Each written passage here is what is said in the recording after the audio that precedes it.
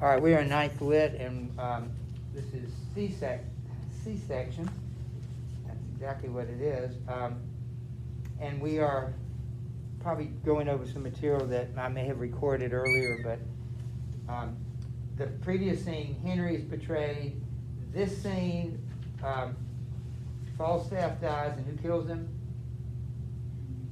Henry kills him by doing what? Breaking his heart. It's not the same as actual assassination, of course, but it is similar, and that's why he's put these back to back or right next to each other. It's very short, but Falstaff will die. So, hostess, you may begin. Prithee, honey sweet husband, let me bring thee the snakes. No, for my manly heart doth earn, nor doth speak with him rouse thy vaunting veins.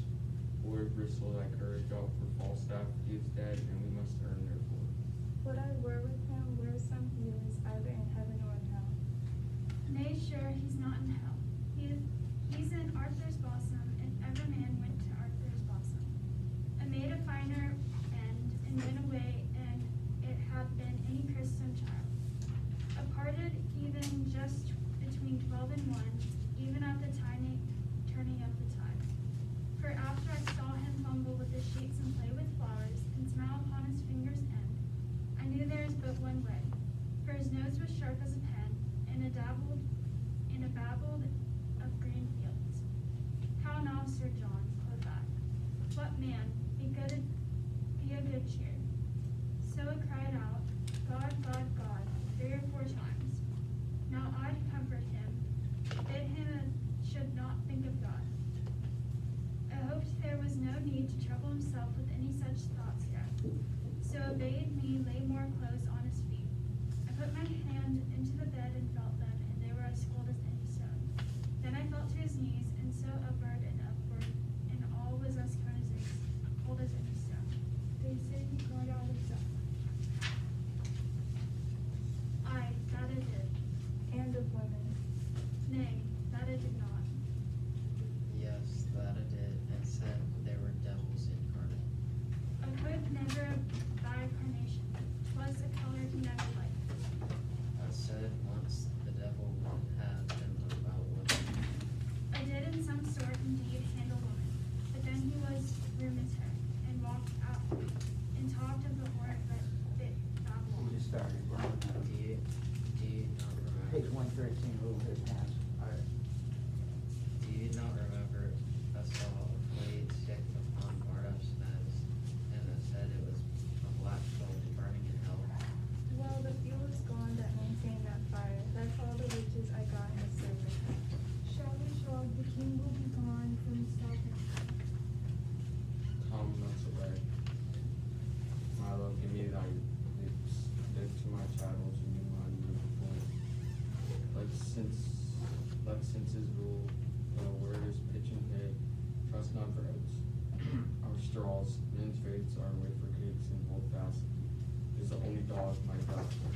Therefore, Calico, be thy counselor, go clear thy crystals, their fellows in arms, let us to France. Like forcefully choose my boys to suck, the very blood to suck.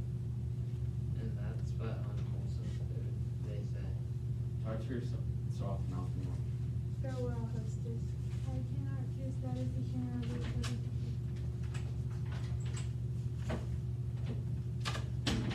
the Pistol. Let us, my free beer, keep close by you. And hostess. Farewell, adieu. So the only thing else we need to add to this is the fact that Pistol reveals why he's going to fight. Now, he's going to be in the army, but he's not going to fight. What does he say he wants to do? We already know that. What's that? He wants to make money. And so he's going to go over there, and he's going to steal from the French and sell it back to the English soldiers. So he's going to try to make money. He's not going to fight. So his motive for going to war is financial or monetary.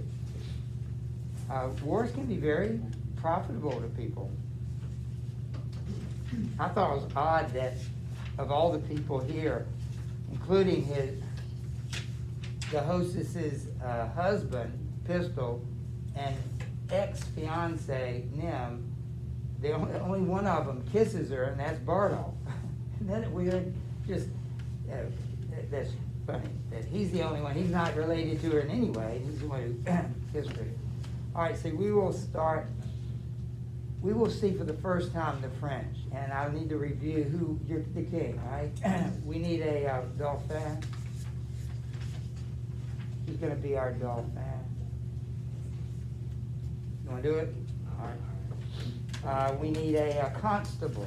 The constable is not a policeman. Davis will be, he is actually the commander of the French army, the dauphin. All right, we need a messenger. All right, and we need an exeter. All right, thank you, Mallory. Exeter is the uncle of Henry, and he's actually in France as a messenger. Well, is an ambassador, actually. All right, so that should get us to the end of this act. Yes, it does. We'll be finished with Act 2. All right, so the king enters, and now we're in France, and the king of France begins. Thus comes the English with full power upon us, and more than carefully of us concerns to answer royally in our defenses. Therefore the dukes of Bergen and Brittany, of Brabant and of Orleans shall make forth a new prince Dauphine with all swift dispatch to line and to repair our towns of war with men of courage and with means defendant.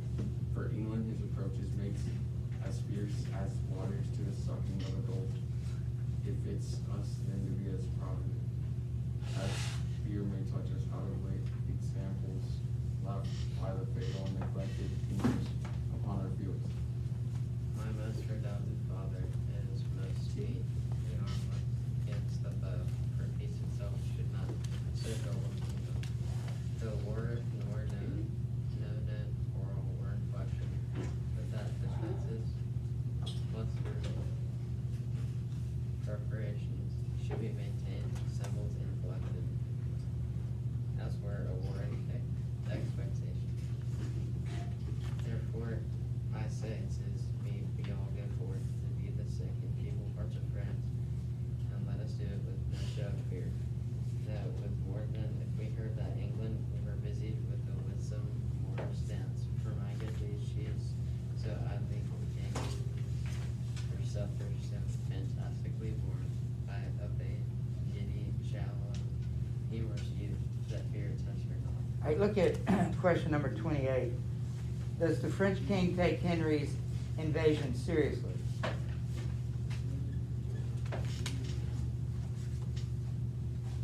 Let me read the first lines. Thus comes the English with full power upon us, and more than carefully it us concerns to answer royally in our defenses. Does that sound like he takes him seriously? All right. What about the Dauphin? Does he take him seriously? Let me read on page, I don't know what page it is. The next time, right before the constable speaks. It should be line 27, 26. For my good liege, she, meaning England, is so idly kinged, her scepter so fantastically borne by a vain, giddy, shallow, humorous youth, that fear attends her not. Does he take the English seriously? No. Why? Because who does he not like? It's personal with him. I don't know why, but it's personal. Who does he not like? He doesn't like Henry. He calls him idle, vain, giddy, shallow, and humorous. And nobody's afraid of it. That's what he says. So the father takes Henry's invasion seriously. The son, no. So our constable. Okay. Oh, peace, Prince Dauphin. You are too much mistaken in this case. Question the grace of the late ambassadors with what great state he heard their embassy, how well supplied with noble counselors, how modest in exception, and withal, how terrible in the constant resolution, and you shall find his vanities forespent were but the outside of the Roman brutes, covering the discretion with a coat of folly, as gardeners do with a udder, hide the deserts that shall first spring and be most eloquent. Does the constable take Henry's invasion seriously? Yes. Yes, he says, he says to the Dauphin, you're mistaken about the king. He's not an idle, vain, and so forth. He says, question your grace, the lady ambassadors, with what great state he heard in their embassy. How well supplied with noble counselors, how modest in exception, and withal how terrible in constant resolution. So yes, he admires the English, and he respects them. The Dauphin does not. So that's going to be consistent, Dauphin. Well, it's not so, my Lord High Constable, but we think it is no matter. In cases of defense, 'tis best to away the enemy more mighty than he seems. So the proportions of defense are filled, which of a weak and niggardly projection doth, like a miser, spoil his gift with scanting overflow.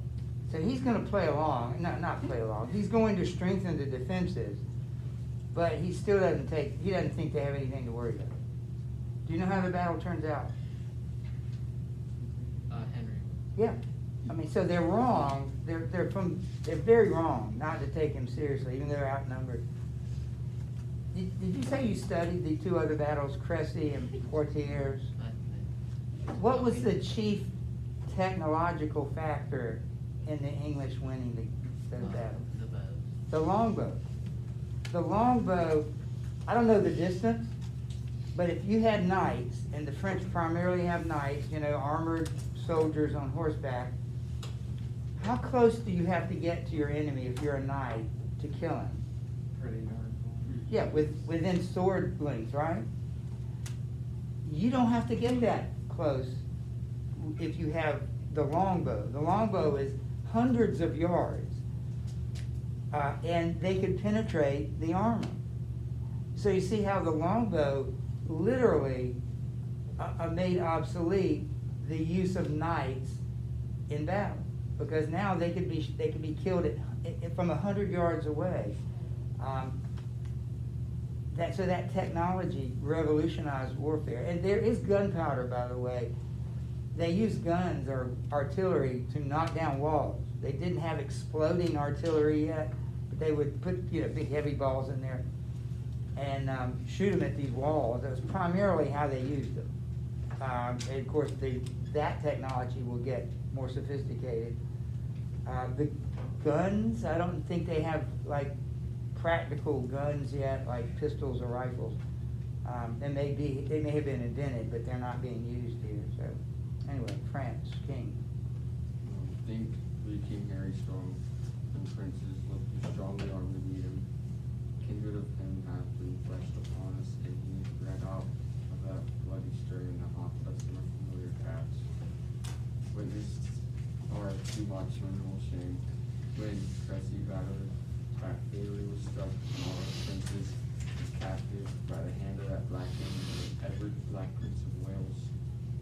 While at his mountain sire, on mountain standing up in the air, round with the golden sun, saw his heroical seed, and smile of the sea. Mingle the work of nature and deface the patterns that by God and by French fathers have 20 years been made.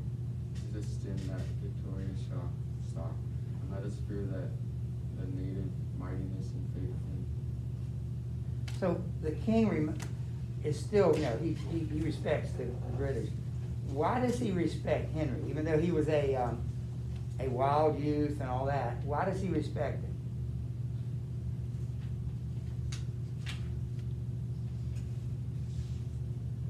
Well, if you were playing high school football and you knew that the other team, Tom Brady's son, was playing quarterback for the other team, you never seen him play, you don't know much about him, you know he's Tom Brady's son, would that probably make you tend to respect that guy? And so that's why he respects Henry, because his great-granduncle, or his granduncle, was Edward the Black Prince, who won the Battle of Crecy for the English. Your name goes before you. If you have brothers and sisters or parents that people know, you walk in the room and they find out who you're related to, it's something to be proud of. I'm sure you are proud of your brothers and sisters and parents. But it certainly can't hurt, except maybe, like, what if Tom Brady's son's not nearly as good as Tom Brady? Then that could be a problem, like he has to live up to that. But personally, I'm proud of my family. I'm sure you're proud of your family, that, it has a good name. That's not a bad thing. That's a really good thing. All right, so enter a messenger. Whoever that is. Mallory. She's Exeter. I'll be the messenger. I think that was. Okay, that's good. It's even better. That's not bad. Ambassadors from Harry, King of England, do pay admittance to your majesty. We'll give them present audience. Go and bring them. You see this chase is hotly followed friends. Turn head and stop pursuit for coward dogs that spend their mouths when what they seem to threaten. Try to speak. I know we can't pick up very well on the recording anyway, but try to speak out so we can try. Runs far before them. Good, my sovereign, take up the English short and let them know of what a monarchy you are the head. Self-love, my liege, is not so vile a sin as self-indulgence. All right, Exeter and with an entourage walk in. From our brother of England, From him it thus becomes your majesty. He wills you in the name of God Almighty that you divest yourself and lay apart the borrowed glories that by gift of heaven, by law of nature and of nations, belongs to him and to his heirs, namely the crown and all widespread honors that pertain by custom and the ordinance of times unto the crown of France. That you may know is no sinister nor no awkward claim, picked from the wormholes of long vanished days, nor from the dust of old Illyrian race, he sends you this most noble one. He hands a paper to the king.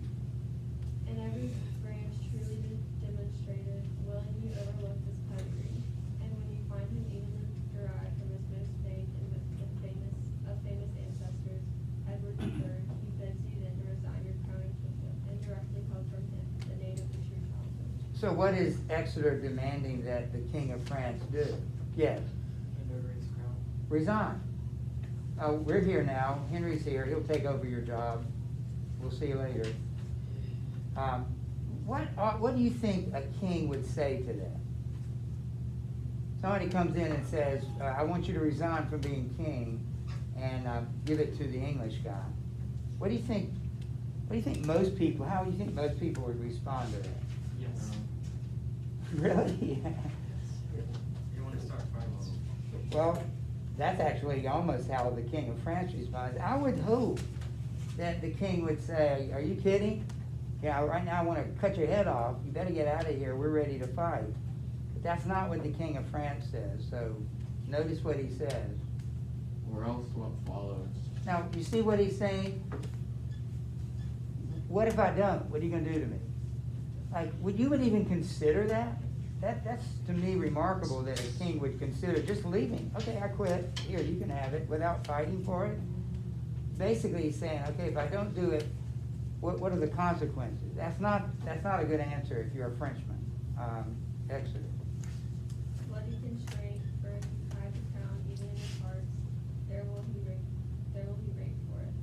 Therefore, in fierce tempest is he coming, in thunder and in earthquake like a Jove, that if empire fails, he will compel and bids you in the mouths of the Lord.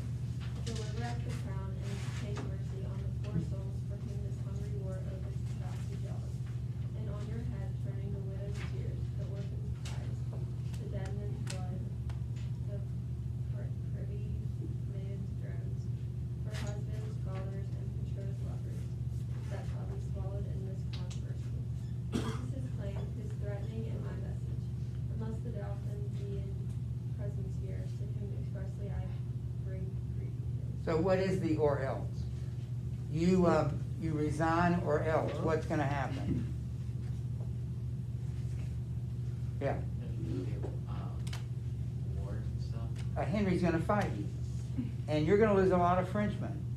And so you might consider and be nice to them and give it up. Okay, the King of France, how would you, well, let's read this and we'll go ahead. For us, we will consider this further. Tomorrow shall you bear our full intent back to our brother England. So what is his final response? Was it no?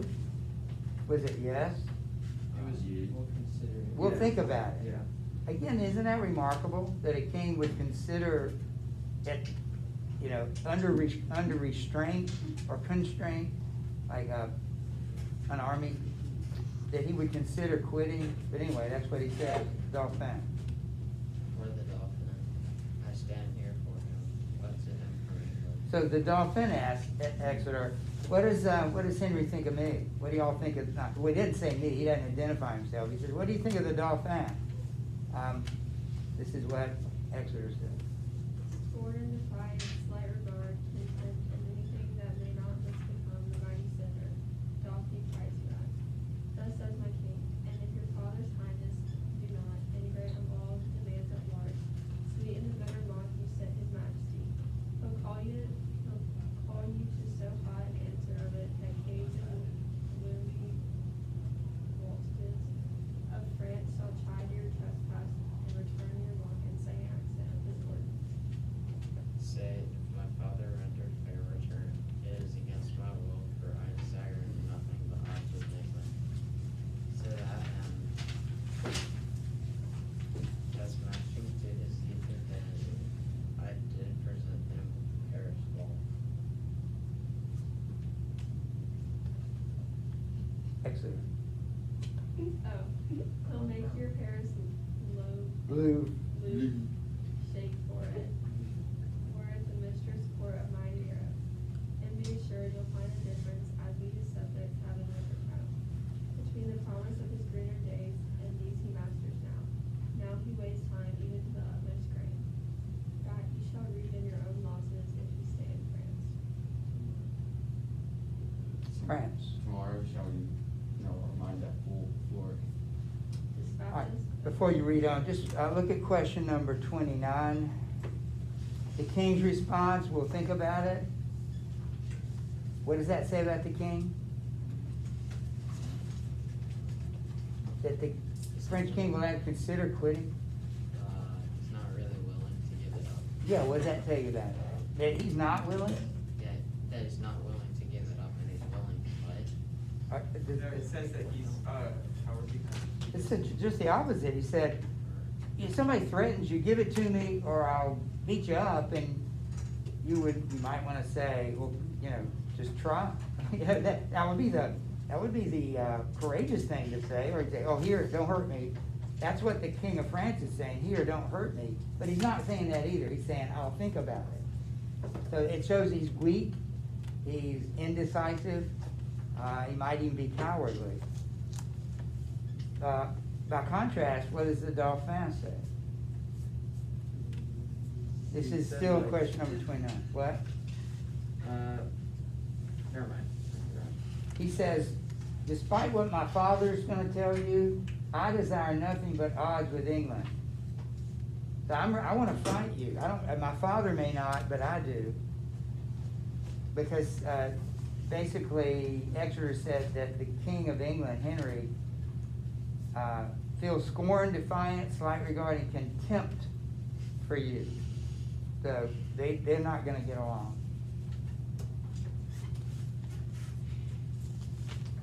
All right, so Exeter, you can finish.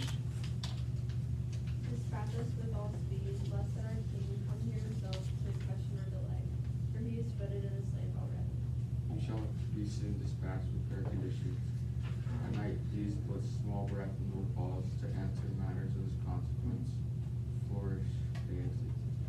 All right, so basically, he announces that the King of France, the King of England, Henry, has already landed in France. So he's already here.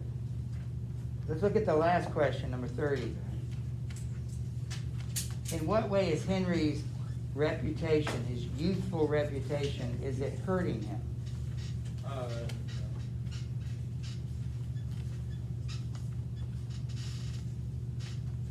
How's it hurting him? Well, let's take the Dauphin. It's hurting him because the Dauphin doesn't respect him. So how, yeah, I'd say it's helping too because they think that he's not gonna be good at all, and he's actually like really good. so how does that help him? Because they're gonna underestimate him. That's a great answer, and you need both answers. His reputation hurts him because people don't take him seriously. He probably has to fight Henry, that is. They don't take Henry seriously. But it's good because they don't expect much out of him. If expectations are higher, it's easier to disappoint. But now he has the element of surprise. All right, we're not gonna be able to do much of this, but let's get a little bit into Act 3. You never know when we'll run out of time. So who has been our chorus? Who would like to read the chorus? Thank you. Lauren's gonna read it. We have Henry again. Who is Henry? Will is Henry. And then we have a scene with Bardolph, Nim, and Pistol, and the boy. And I think, aren't y'all Bardolph, Nim, Pistol, and the boy? Or Yeah, I was the boy. you're the boy. Yeah. Bardolph, Yeah. Nim, and Pistol. All right. I can be below When we get there, you can be. it. Okay. Yeah, I can do it. It's gonna be a little bit, I don't know if we'll get to it today. All right, so this is the beginning of the war between Henry and the King of France. You may begin. Thus with the man who lives seen flies, and motion of no less celerity than that of thought. Suppose that you have seen the well-appointed king at go where he hired and barked his ways in his days sleep. His silken streamers, the young lotus fanning, play with your fancies, and then behold, upon the help hempen tackle ship boys climb. Hear the shrill whistle which doth order give, the sounds confuse, behold the threatening sails. One with the invisible and creeping wind, while the huge bars to the florid sea, reaching aloft to search. Oh, do not think you stand upon the rivers, and behold the city on the inconstant billows dancing. For so appears his fleet majestical, holding due course to here. Harfour.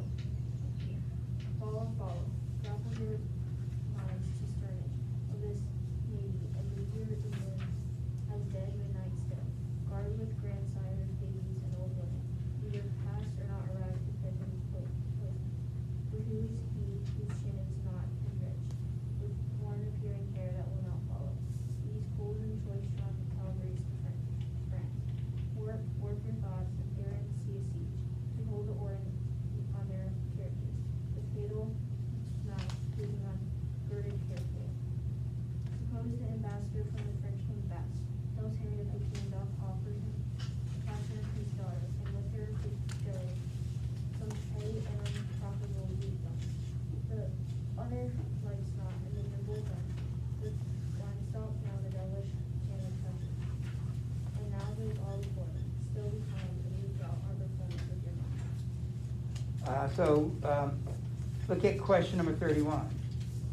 Says, what compromise does the French king offer Henry V, and what is Henry V's response? Did you see the compromise? Look at line 31. Tells Harry that the king doth offer him Catherine his daughter, and with her to dowry some petty and unprofitable dukedoms. The offer likes not, and the nimble gunner with linstock now the devilish cannon touches. So what's the compromise? Yeah. Give him his daughter and a few cities, a few provinces. But Henry wants the whole thing. Henry wants to be king of France. And so it says, what is Henry's response? Well, his response is they start fighting. So I'd like to just read a little bit here. This is Henry This is the first battle. This is the second most famous speech in Henry V. So this speech that Henry's going to give it's not as famous as the one you're memorizing, but it's maybe the second most famous. So let's see. In front of the city Harfleur has a wall around it, and they're trying to get through the wall. Do you know what the word breach means? B-R-E-A-C-H. Like to get through. It's a hole in the wall. So a breach is a gap, a hole, a vacant space. So they're trying to knock holes in the wall so they can go through the wall. And would be another way to get, if there's a wall between you and where you need to go. We mentioned two ways. You could go through it if you punched a hole in it. You could climb it and go over it. What's another thing you do? Yeah. Dig a hole under. So what would you do there? You just kind of dig it deep enough so you can crawl under it? Yeah, that would be awfully hard for get a whole army in that way, wouldn't it? If one at a time you crawl under. What else could you do under the wall? If you dug a hole under the wall, what might happen? Cave in. It would cave in, and that's part of their strategy, is to go under the wall. I don't know if they have, like we said, there is gunpowder and they use them in the cannons. I don't know if they use them in, but they do try to, you ever heard the word undermine? If you're trying to undermine somebody, what are you doing? Have you ever heard that word? Like I was working hard, but my partner undermined everything that I did. What were they doing? Just copied on you or something. Worked against it, ruined it. Okay, so they literally undermine. They go, mine is underground, right? You dig a mine, that's where you go for gold and so forth. Well, you put the mine under the wall, so you undermine the wall, you loosen its foundation, and the wall can collapse. So let's just read this speech. We'll finish. Henry, Henry's talking to his army to charge the wall and see what happens. Once more onto the breach, dear friends, once more, or close the wall up with our English dead. In peace there's nothing so becomes a man, as modest stillness and humility. But when the blast of war blows in our ears, then imitate the action of the tiger. Stiffen the sinews, conjure up the blood, disguise fair nature with hard-favored rage, then lend the eye a terrible aspect. Let it pry through the cordage of the head, like the brass cannon, let the brow overwhelm it, as fearfully as doth a galled rock. Overhang and ruddy his confounded face, swill with the wild and wasteful ocean. Now set the teeth and stretch the nostril wide. Hold hard the breath and lend up every spirit to his full height. On, you noble English, whose blood is fed from fathers of warfare, fathers that, like so many Alexanders, have in these part from morn till evening fought and sheathed their swords for lack of argument. Dishonor not your mothers, for now attest that those whom you call fathers did beget you. Be copy now to men of grosser blood, and teach them how to war. And you, good you, Yarlin, whose limbs are made in England, show us here the mettle of your pasture. Let us swear that you are worth your breeding, which I doubt not. For there is none of you so mean and base that hath not noble luster in your eyes. I see you stand like greyhounds in the slips, straining upon the start. The game's afoot. Follow your spirit upon this charge. Cry God for Harry, England, and St. George. So let's look at, thank you, let's finish up. This is question number 32. Let's look at the beginning of it and the end of it, all right? So just quickly, once more into the breach, dear friends, once more, or close the wall up with your English dead. Basically, what is he telling his troops to do? Close up the wall. No, to go through the wall. To go through the wall or They will all die. at the wall. So they're trying to create a new wall, except this will be a wall of bodies. So that's our choice. We're either going through or they'll kill us in the process. And he says, as modest, in peace there's nothing so becomes a man as modest stillness and humility. But when the blast of war blows in our ears, then imitate the action of the tiger. What does he mean by that? In peace, nothing so becomes a man but stillness, modesty, and humility. But how does it change when you go to war? It says imitate what? Tiger. The action of a tiger. I don't know that I've seen any of y'all compete yet in a sport. But I remember one student, she was very, very quiet, very modest, person, and she was a really good volleyball player. And they said she becomes a different person on the volleyball court. And that's kind of what Henry's saying. When you're in the classroom, in the hallway, modest, polite, and so forth, but out on the football field or the soccer field or baseball diamond or the court, you have to change your personality. You have to be different. You have to act different. You got to be aggressive. You may be very modest off the court. And then finally, what does he mean at the end when he says, "Cry God for Harry, England, and St. George"? Who's Harry? Harry the King. Who's England? Well, you know what England is. Who's St. George? It's a pope. No? He's a saint. He is, but why do they mention him here? Because it's like he's like watched over the fight or something. Yes, but why him? He's a good saint. Like, you need to know St. George. St. George is the patron saint of England. I don't know if I'll have time to go look for him. We just want to show you two things before we go. We're done reading. But St. George is the patron saint of England. Who is the patron saint of Patrick? Who's the patron saint of Scotland? I just said it. Patrick, I don't think he was a patron Wait, saint it's of not. Ireland. That's what I meant. It is. He's the patron saint of Ireland. Who's the patron saint of Scotland? I think it's Andrew, St. Andrew.